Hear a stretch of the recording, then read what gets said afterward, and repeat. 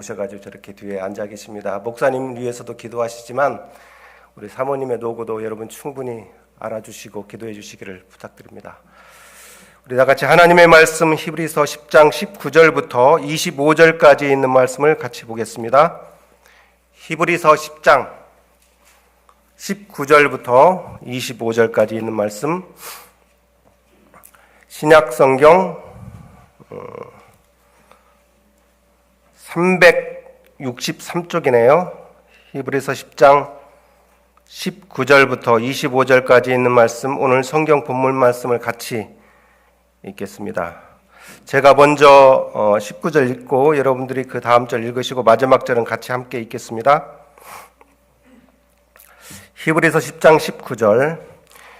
그러므로 형제들아, 우리가 예수의 피를 힘입어 성소에 들어갈 담력을 얻었나니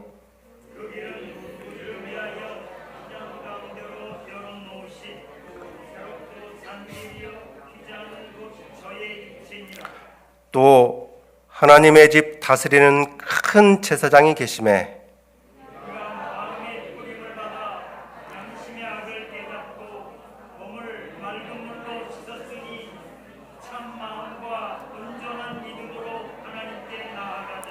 또 약속하신 이는 미쁘시니 우리가 믿는 도리의 소망을 움직이지 말며 굳게 잡고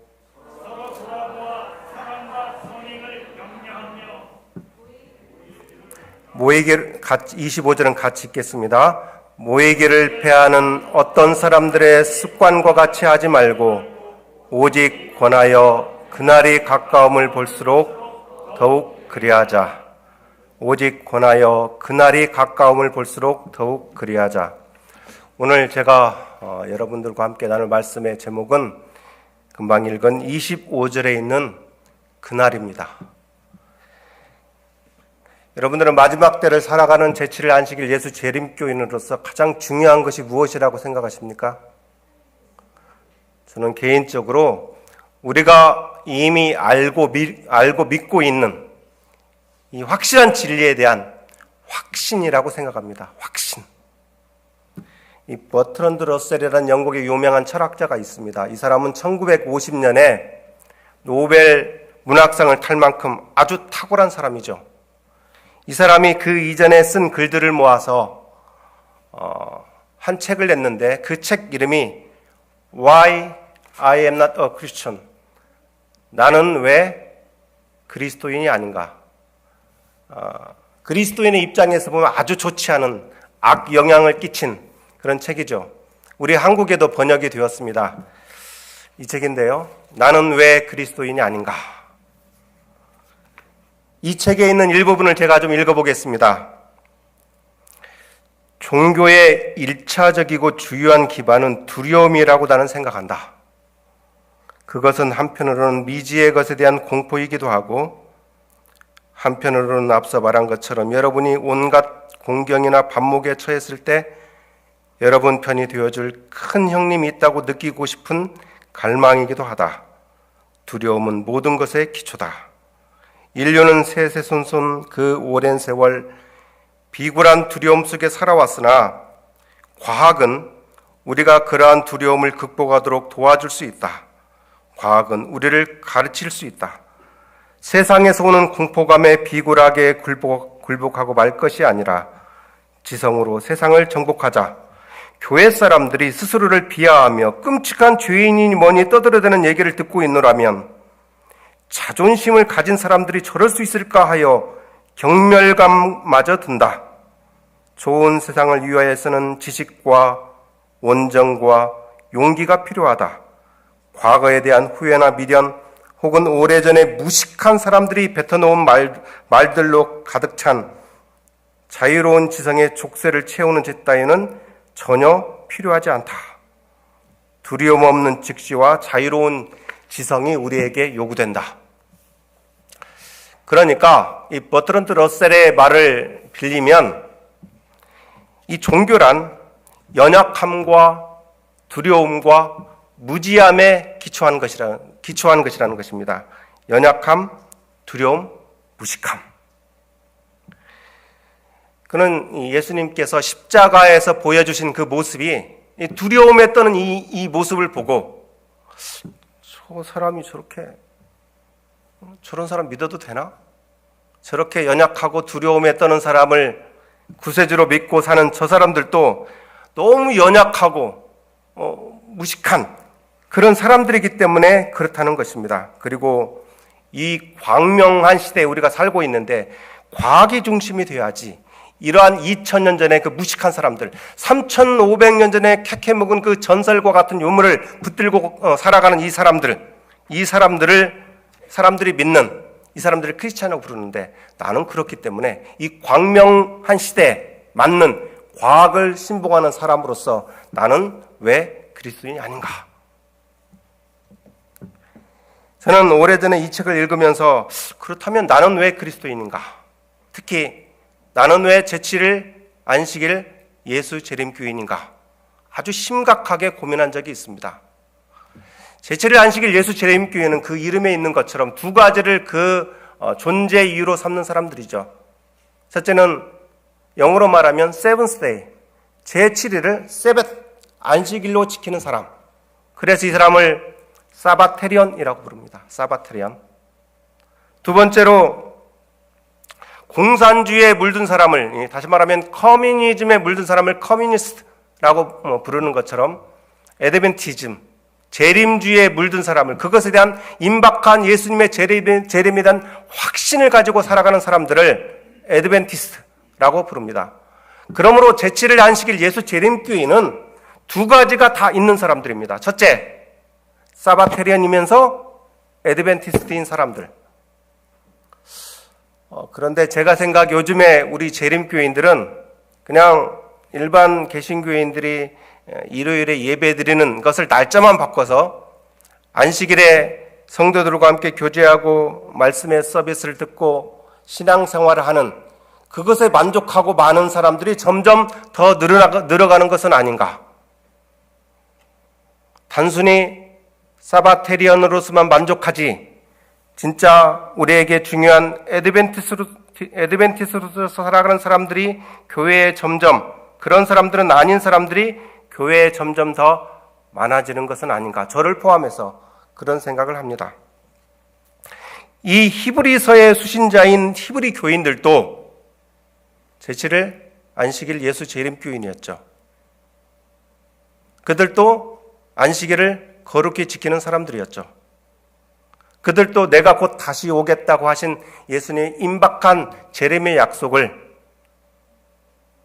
자기들의 목숨이라도 바꿔서 지킬 만큼 아주 임박한 예수님의 재림을 기다리는 신실한 에드벤티스트들이었습니다. 그런데 한 세기가 지나고 30년이 지나도 예수님이 오시지 않자 그들의 신앙에 큰 균열이 갔습니다. 그들이 점점 나태해지고 지치고 낙담해지고 믿음이 흔들리는 그런 사람들이 늘어갔습니다. 결국 공중예배까지 소홀해지는, 우리가 아까 25절에 읽었던 것처럼 공중예배까지 소홀해지는 그러한 신앙 공동체에 큰 위기가 찾아왔습니다.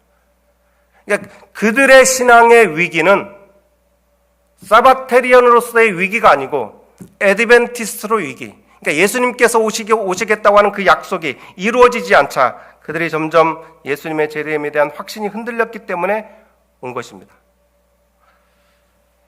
이 흔들리는 히브리 교인들에게 가장 필요한 것은 먼저 그들이 이미 믿고 있는 진리를 확신하는 것. 사도 바울이 볼 때. 그래서 사도 바울은 히브리서 초기에 3장부터 뭐라고 이야기하고 있냐면 우리가 소망에 확신한 것을 굳게 잡고 있으면 우리가 그의 집이라. 우리가 시작할 때 확실한 것을 끝까지 견고히 잡고 있으면 우리가 그리스도와 함께 참여한 자가 되리라.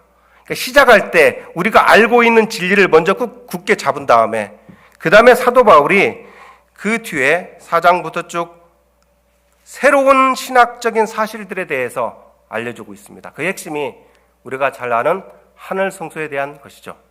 그래서 사도 바울이 볼 때 이 흔들리는 사바테리언이면서 에드벤티스트인 이 초대교회 히브리 교인들을 붙잡아 줄 수 있는 것은 이미 그들이 믿고 있는 것에 대한 진리에 대한 확신과 새로운 사실에 대한 확신, 이 흔들리지 않는 절대적인 확신이 그들에게 필요하고 그 확신이 그 교회를 붙잡아 줄 수 있다고 사도 바울은 생각했습니다.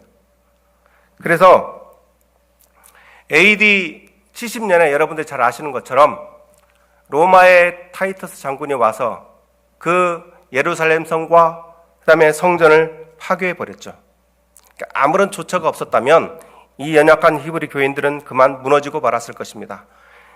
사도 바울이 이 연약한 히브리 교인들을 붙잡아주기 위해서 확신을 심어주기 위해서 쓴 히브리서가 초대 재림교인이었던 그들을 붙잡아 주었다면 마지막 시대를 살아간 우리들에게도 이 히브리서는 정말 중요하고 여기에 나타난 깊은 진리를 더 깊이 깨닫는 것은 정말 더 중요하다고 생각합니다.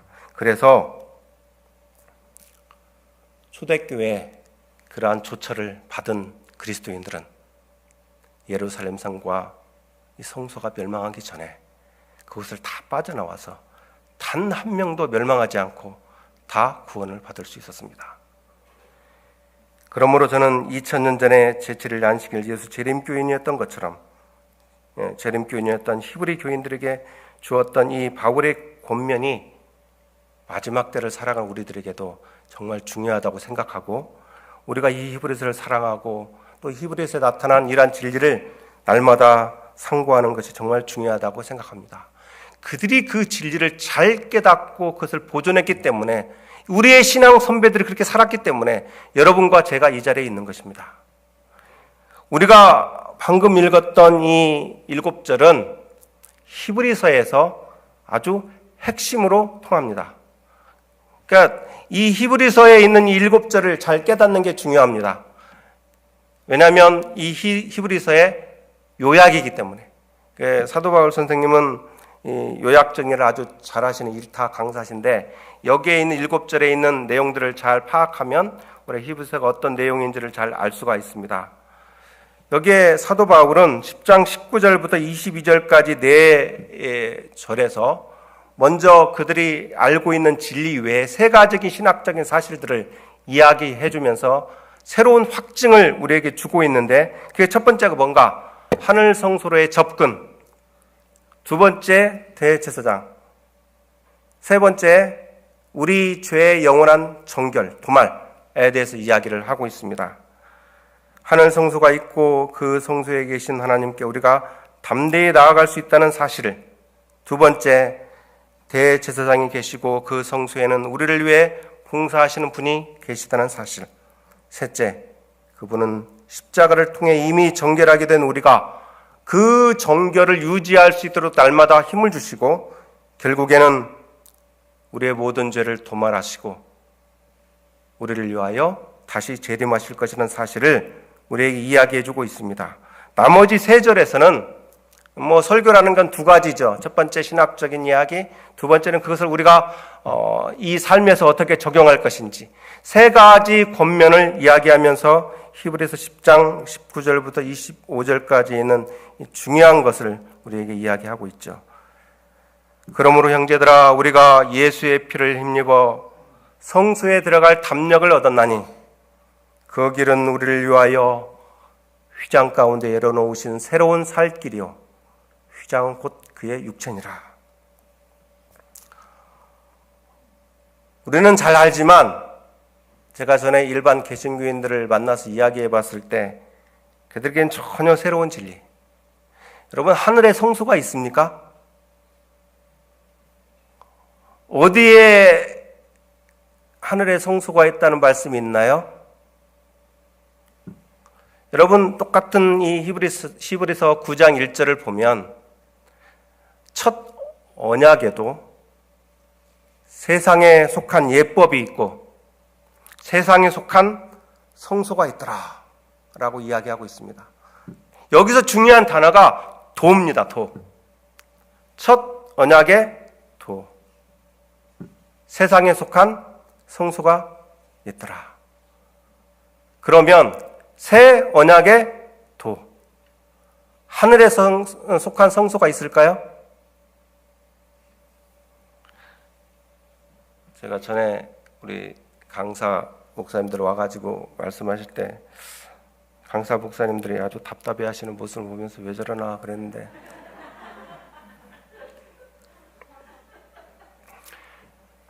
우리가 잘 알고 있지만 사탄이 가장 싫어하는 것이 하늘에 성소가 있다는 사실을 깨닫는 것을 정말 싫어합니다.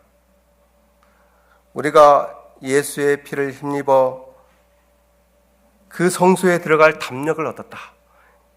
그러니까 누구든지 예수님의 십자가에 접근할 수 있는 것처럼 누구든지 하늘 성소에 접근할 수 있다는 사실, 우리의 모든 구원의 힘의 근원이 있는 하늘 성소에 누구든지 예수님의 십자가에 접근할 수 있는 것처럼 우리가 마음으로 믿음으로 그분께 나아갈 수 있다는 사실을 깨닫는 것, 그것을 마귀가 가장 싫어합니다. 여기에 우리가 하늘 성소로 들어갈 예수님의 십자가를 믿는 백성들이 똑같은 담력을 가지고 하늘 성소에 들어갈 수 있다고 이야기를 하고 있는데, 여기에 우리나라 성경말로 담력이라고 표현된 헬라어가 파레시아입니다. 파레시아는 더 정확하게 이야기하면 확신입니다. 확신. 그러니까 마지막 때를 살아간 우리들이, 초대교회도 마찬가지죠. 비록 이 땅의 성소는 멸망하지만 어느 누구도 범접할 수 있는 하늘에 계신 하늘 성소가 있고, 그 하늘 성소에서 우리와 똑같은 인간의 모습을 하고 계신 그분이 그곳에 들어가서 우리를 돕고 계시다는 그 사실을 믿은 초대교인들이 자기들의 예루살렘 성이 이 지상 성소가 멸망했을지라도 그들의 믿음은 멸망하지 않고 살아남았던 것처럼 2000년 후에 우리들도 예수님의 십자가에 우리가 넉넉히 은혜로 접근할 수 있다는 걸 믿는 것처럼 그러한 담력을 가지고 우리도 하늘 성소에 확신을 가지고 들어갈 수 있다는 사실을 믿는다면 우리도 넉넉한 마지막 때의 재림성도로서 예수님 오시는 그날에 살아남을 수 있다고 사도 바울은 이야기하고 있습니다. 두 번째,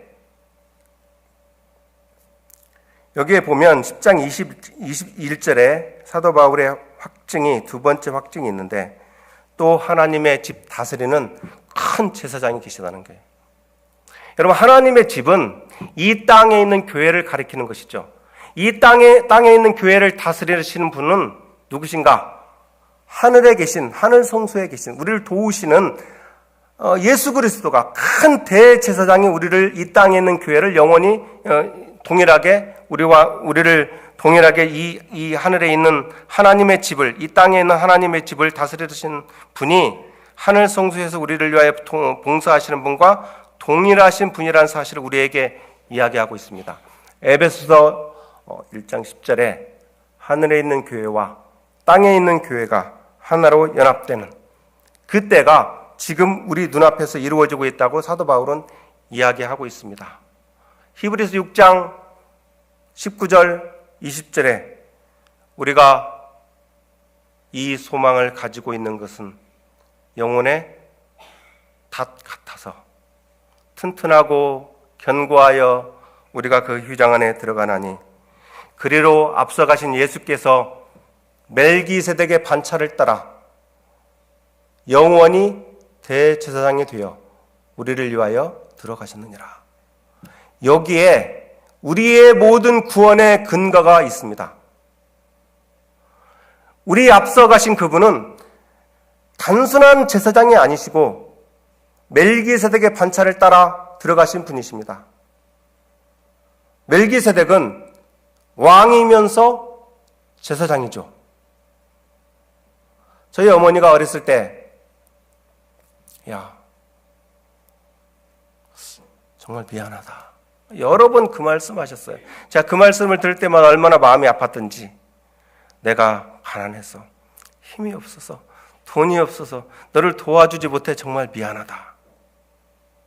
인간 대제사장은 아무리 자비로워도 그 인간 죄인의 죄를 용서해 줄 수도 없고,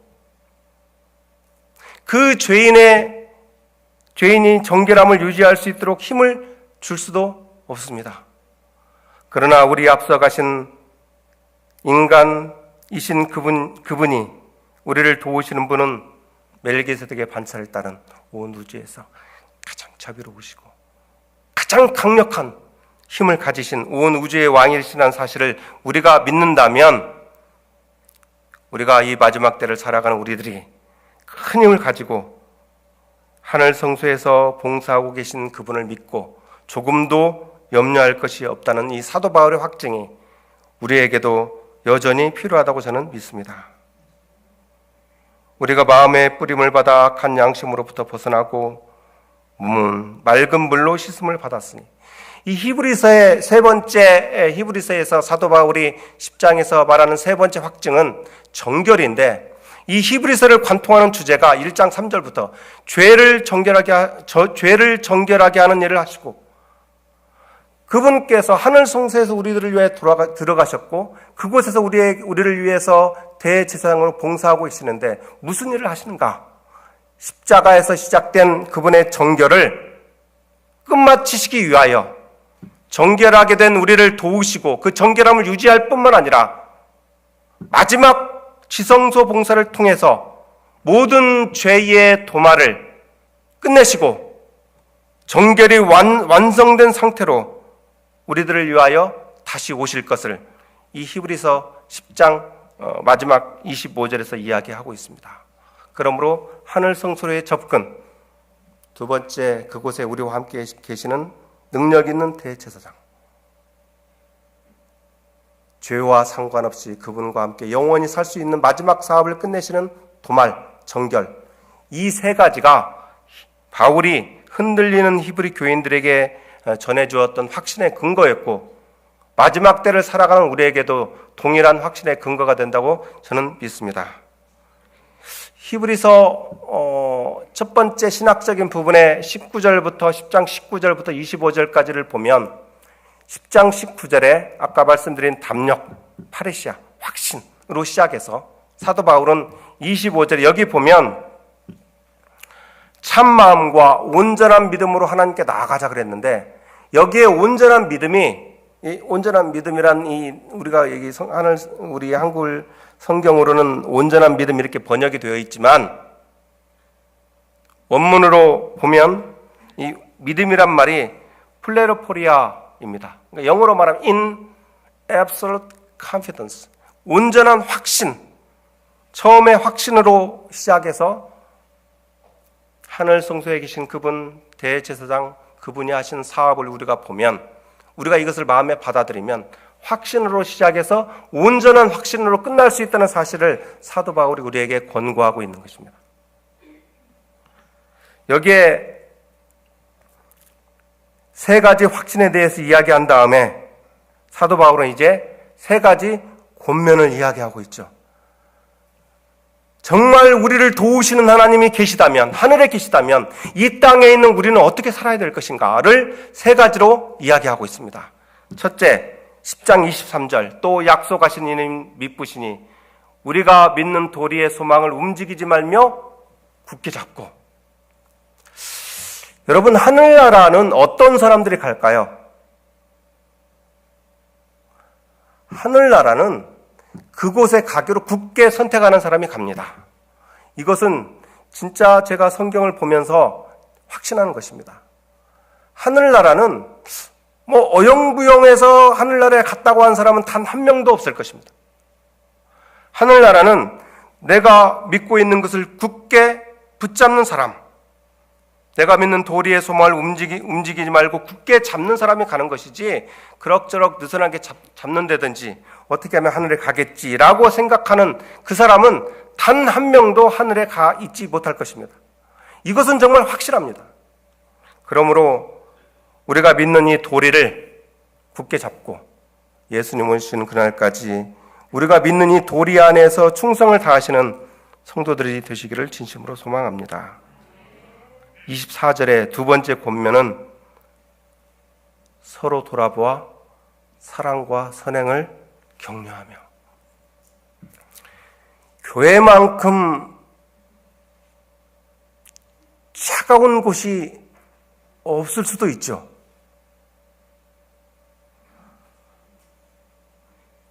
예수님이 그 마음에 없는 사람들이 많은 교회일수록 그 교회는 형식적이고 교회만큼 차가운 곳이 이 세상에 없을 것입니다. 반대로 예수님이 그 마음에 있는 사람들이 많은 교회일수록 그 교회는 따뜻하고 뜨거운 그런 교회가 될 것입니다. 그래서 사도 바울은 사랑이 있어야 하고 선행이 있어야 한다고 우리에게 이야기합니다. 영어로 말하면 프레스 투게더. 이러한 그 사랑과 선행이 왜 중요한가? 사도 바울은 우리에게 이 사랑과 선행을 하는 사람들에게 하늘에서의 풍성한 상급을 약속하셨습니다. 6장 10절을 보면 이 6장 10절은 재림전 조사 심판을 이야기하는 히브리서의 중요한 구절 중에 하나인데 여기에 보면 이런 말씀이 있어요. 우리 하나님은 불의하지 아니하사 너희가 행한 것과 그의 이름을 위하여 나타낸 사랑으로 이미 성도들을 섬긴 것과 지금도 섬기고 있는 것을 잊어버리지 아니하시느니라. 제가 이 말씀을 이번에 새로 장로 임직을 받으시는 분 중에 한 분에게 손편지에 이 말씀을 그분이 그런 분이 되시기를 바라는 마음으로 적어주었는데 그분은 아마 잊어먹었겠죠? 그렇죠? 집에 가서 한번 다시 보시기 바랍니다. 우리 교우님들이 정말 이 말씀을 가지고 마음에 품고 살아가는 것, 그것이 정말 중요하다고 생각합니다. 우리가 잘 아는 대로 재림전 조사심판이란 우리의 진실한 믿음을 온 우주의 거민 앞에 천사들 앞에 우리의 믿음을 옹호하는 것이 재림전 조사심판이죠. 그런데 저는 제가 지금까지 그 책을 읽으면서 그런 표현을 제가 본 적은 없습니다만 제가 생각할 때 좀 더 적극적인 표현으로 보면 예수님께서 우리의 믿음을 단지 옹호할 뿐만 아니라 수동적으로 옹호할 뿐만 아니라 그분께서 우리의 믿음과 사랑과 선행을 온 우주의 천사와 거민들에게 적극적으로 자랑하는 것이 재림전 조사 심판이라고 저는 개인적으로 그렇게 생각합니다. 자랑하는 것. 자랑하려면 자랑거리가 있어야 되죠. 이 천사들과 온 우주의 거민들은 새로 들어와서 자기와 살 사람들에 대해서 아주 큰 관심이 있습니다. Who's my neighbor? 우리와 함께 와서 우리 곁에 살 이 사람들은 우리와 수준이 맞는 사람들인가? 우리와 같이 이야기를 나눌 수 있는 사람들인가? 이 사람들은 다시 이 사람들이 우리의 이웃이 되면 다시 온 우주에 큰 슬픔을 가져온 사탄과 같은 사람들이 되지는 않을 것인가? 이 사람들은 하나님을 예배하는데 가장 큰 기쁨을, 영원을 흐르며 하나님을 예배하는데 가장 큰 기쁨을 누리는 사람들이 이 사람이 될 것인가에 대하여 깊은 우려와 함께 기대와 함께 의문을 품고 있습니다. 거기에 대해서 답변해 주는 것이 재림전 조사 심판이고, 온 우주의 거민들과 천사들은 하나님처럼 전지하지 않기 때문에 그들이 우리가 행한 믿음의 행위를 통하여 거기에 대해서 확신을 갖게 하는 것, 이것이 재림전 조사 심판이라고 저는 믿습니다. 그러려면 우리가 아까 말씀드린 것처럼 그들에게 확신시켜줄 자랑거리가 있어야 합니다. 이 교회에서요. 저는 재림전 조사 심판은 통과하는 사람은 100% 다 넉넉히 통과한다고 믿습니다. 저 친구는, 이 친구는 내가 보기에 좀 부족해 보이긴 하는데 나를 믿고 좀 통과시켜줘. 좀 지나면 하늘에 오면 정말 잘할 거야 라고 생각해서 통과될 사람은 단 한 명도 없습니다. 그러므로 사랑하는 성도 여러분, 이 사도 바울이 말한 두 번째 권면에 있는 것처럼 서로 돌아보아 사랑과 선행을 격려하는 성도들이 많아서 이 교회가 세상에서 가장 따뜻한 곳이 될 수 있도록 함께 해주시면 얼마나 좋을까 하는 생각을 하게 됩니다. 세 번째 권면이 있습니다. 모이기를 피하는 어떤 사람들의 습관과 같이 하지 말고 오직 권하여 그날의 가까움을 볼수록 더욱 그리하자. 마지막 세 번째 권면이 왜 사도 바울이 이 세 번째 권면을 했는지를, 왜 이 내용의 권면을 했는지를 여러분 한번 잘 생각해 보십시오. 하나님에 대한 이 사랑이 식어지면 궁극적으로 식어지는 것이 똑같이 우리가 함께 모여서 성도가 함께 교제하고 그분께 대면해서 같이 예배드리는 이 공중 예배에 대한 관심이 소홀해지는 것이라고 사도 바울은 이야기합니다. 아마 그 당시도 모이기를 피하는 어떤 사람들의 습관과 같은 그런 것들이 있었던가 봐요. 저도 이 직장 생활을 하다 보니까 금요 예배에 참석하는 것이 얼마나 어려운지, 그래서 불현악게 막 뛰어가지고 집에 가서 허겁지겁 밥을 먹고 오거나, 또 집사람이 배고프면 안 된다고 이게 컵밥 같은 걸 비슷하게 해서 이렇게 차에서 먹고 오거나, 또 못 먹고 올 때도 있습니다. 그렇지만 이 공중 예배에 참석하는 것, 여러분, 이 안식일은 일곱째 날은 금요일 해 질 때부터 시작한다는 것을 우리는 명심해야 합니다. 공중 예배는 그래 내가 교회를 가야 되나? 오늘은 그냥 좀 쉬지. 온라인 예배를 드리지. 온라인 예배가 드리다니 꼭 나쁘다는 것은 아닙니다. 그러나 유튜브가 절대로 대면 예배를 대신할 수는 없습니다. 그래도 교회 가야 되겠다. 내가 정말 교회에 못 가는 그런 어쩔 수 없는 일이 아니라면 그래도 교회 가야지. 가서 예배를 드려야지 라고 생각하고 옷을 입고 나오는 순간부터 예배가 시작되는 것입니다. 그러므로 저는 이 교회가 언젠가는 안식일 대예배처럼 꽉 찬 정말 많은 분들이 이 교회에 나와서 우리 하나님께 예배드리는 그날이 분명히 올 것이라 생각하고 기도하고 있습니다.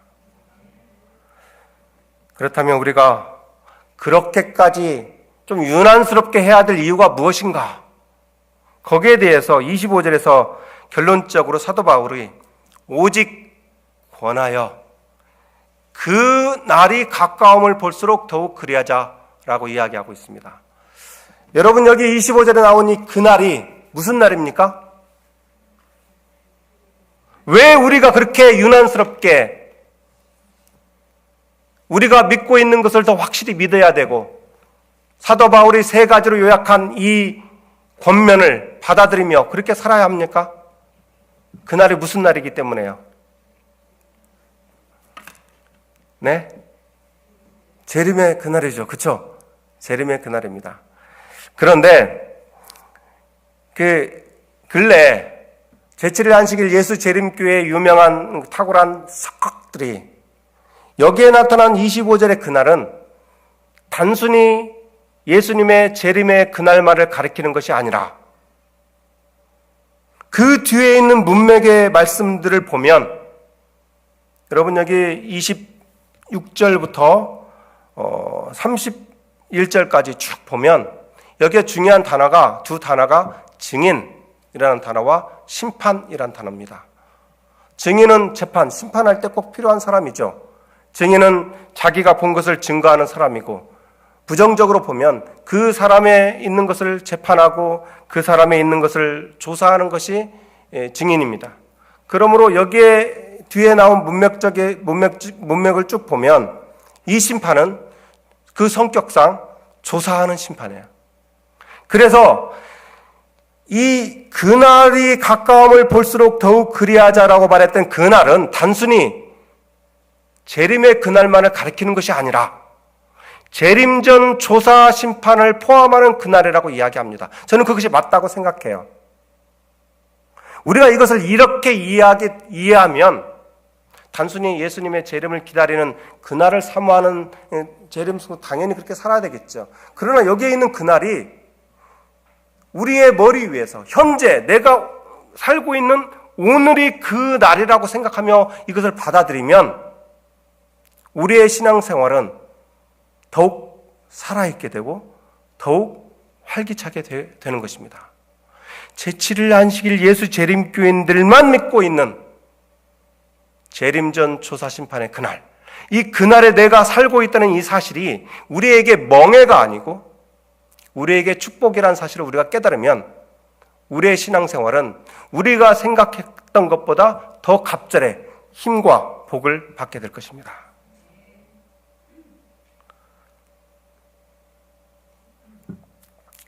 여기 30절을 보면 그의 백성을 심판하시리라 그랬거든요. 그러니까 여기에 나온 이 심판은 그 심판의 대상이 그의 백성, 하나님을 믿는다고 주장하는 사람들, 그들을 대상으로 하는 심판이기 때문에 재림전 조사 심판일 가능성이 아주 큽니다. 그래서 우리 교회 엘렌 화이트 쓴 각시대 대행 2를 보게 되면 거기에 예수님의 재림에 해당되는 그러한 심판에 대한 구절과 재림전 조사 심판을 확증하는 구절들이 같이 이렇게 섞여 있습니다. 그래서 우리 교회를 비판하는 사람들은 이 무식한 이 여자가, 초등학교도 못 나온 이 무식한 여자가 성경에도 없는 재림전 조사 심판에 대한 교리를 만들려고 하다 보니까 자기도 헷갈려가지고 재림을 이야기하는 구절인데도 불구하고 이걸 재림전 조사 심판에 갖다 붙여서 저렇게 만들고 있다라고 비판합니다. 그런데 어떻게 보면 그 당연한 것입니다. 왜냐하면 재림전 조사 심판에 대한 모든 결과가 이루어지는 날이 재림의 날이기 때문에 그렇습니다. 그래서 재림전 조사 심판의 그날과 예수님의 재림의 그날이 같이 묶여진 한 세트와 같습니다.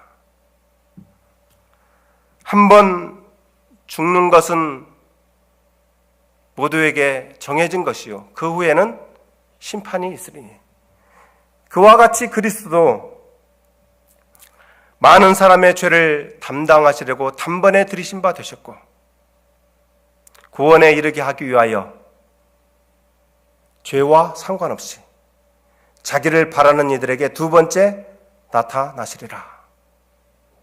여기에 신약 성경에 재림, 두 번째 나타난다는 말이 여기밖에 없어요. 근데 그분께서 두 번째 나타나시기 전에 반드시 해야 될 일이 있는데 그것은 죄와 상관없이 나타나는 것입니다.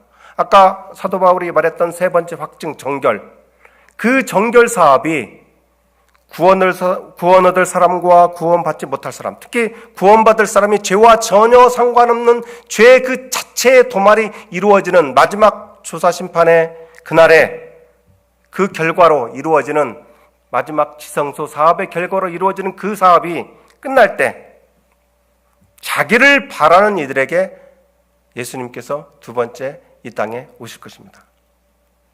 이것을 우리가 믿는다면, 정말 그것을 머리로가 아니라 가슴으로 받아들인다면 우리가 살아가는 이 하루하루가 얼마나 소중하고 얼마나 위대하고 얼마나 특별한 날인지를 우리가 받아들인다면 우리는 그런 사람들로 살아갈 수밖에 없습니다.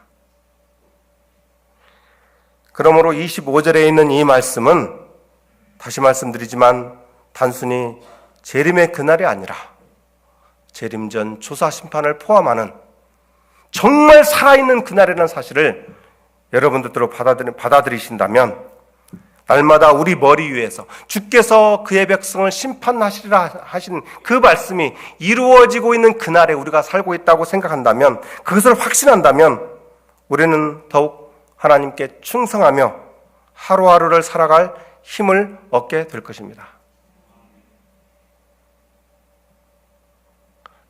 전날에 너희가 빛을 받은 후에 고난의 큰 싸움을 견뎌낸 것을 생각하라. 혹은 비방과 환난으로서 사람에게 구경거리가 되고 혹은 이런 형편에 있는 자들과 사귀는 자가 되었으니 너희가 갇힌 자를 동경하고 너희 소유를 빼앗기는 것도 기쁘게 당한 것은 더 낫고 영구한 소유가 하늘에 있는 줄을 너희가 확신함이라.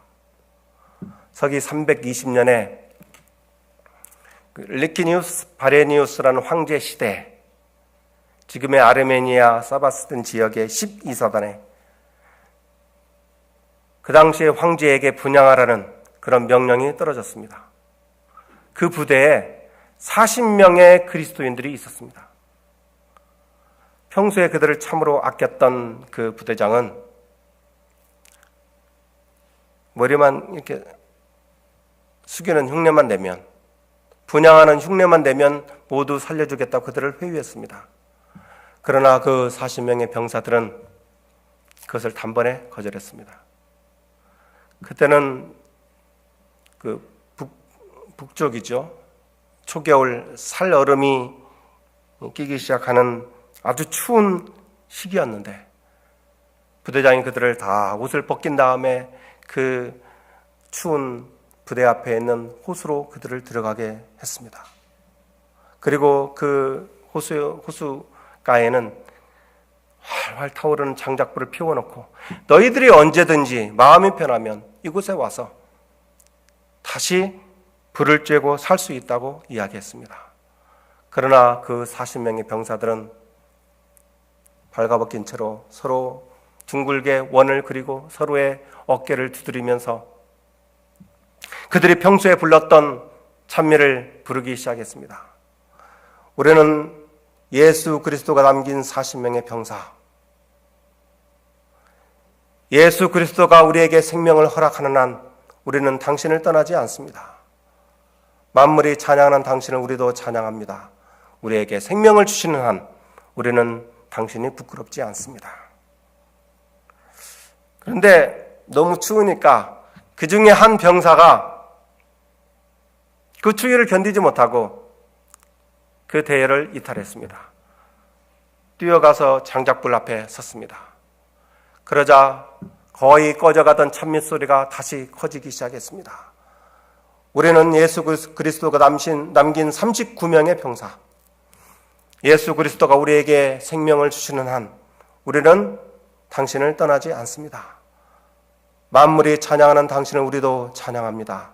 우리에게 생명을 주시는 한 우리는 당신이 부끄럽지 않습니다. 그런데 그것을 유심히 지켜보던 한 사람이 있었습니다. 그것은 그 부대의 옥사장이었습니다. 이 사람은 평소에 자기 감옥에 들어온 그러한 그리스도인들의 모습에 감동을 받아오던 터였는데, 또 그들이 전하는 기별에 감동을 받아온 터였는데 아직까지 마음의 결단을 하지 못하고 있었습니다. 그런데 마지막에 조금의 부끄러움도 없이 자기 생명을 불살라 로마의 황제보다 더 큰 온 우주의 왕에게 경배하는 모습을 보고 자기의 옷을 벗고 조금의 주저함도 없이 방금 전 그 대열을 이탈한 그 사람의 자리에 들어가서 다시 서로의 어깨를 두드리고 둥글게 원을 그리면서 더 큰 목소리로 그들은 찬미하기 시작했습니다. 우리는 예수 그리스도가 남긴 40명의 병사, 우리는 예수 그리스도가 생명을 주시는 한 당신을 떠나지 않습니다. 만물이 찬양하는 당신을 우리도 찬양합니다. 우리에게 생명을 주시는 한 우리는 당신이 부끄럽지 않습니다. 그 다음날 아침에 40명의 병사가 고개를 숙이지 않고 머리를 그 밤 하늘의 별 너머에 계신 하늘 성소에 계신 온 우주를 다스리시는 다시 오실 그날에 맞을 그분을 바라보며 모두가 그 얼음과 함께 얼어 죽어 있었습니다. 이런 사람들이 우리에게 신앙을 지켜 주었기 때문에 우리가 이 자리에 있는 것이고, 우리가 마지막 길을 갈 마지막 재림 성도로서 우리가 큰 축복을 받고 이 자리에 남아있다는 사실을 사바테리언이면서 에드벤티스트 우리를 부르신 하나님께 감사하게 되시기를 진심으로 소망합니다. 저는 버트런드 러셀이 조롱이 맞다고 생각합니다.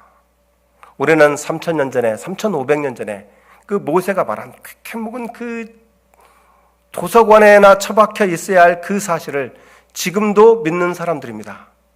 우리는 2,000년 전에 그 한 사도의 그 이야기가 지금도 맞다고 생각하고 다른 어떤 교단보다 더 밝은 빛을 가지고 재림전 조사심판의 그날에 우리가 살고 있고, 이 날을 성실하게 살아가면 곧 오실 예수님의 재림의 그날에 우리가 설 수 있다고 믿는 사람들입니다.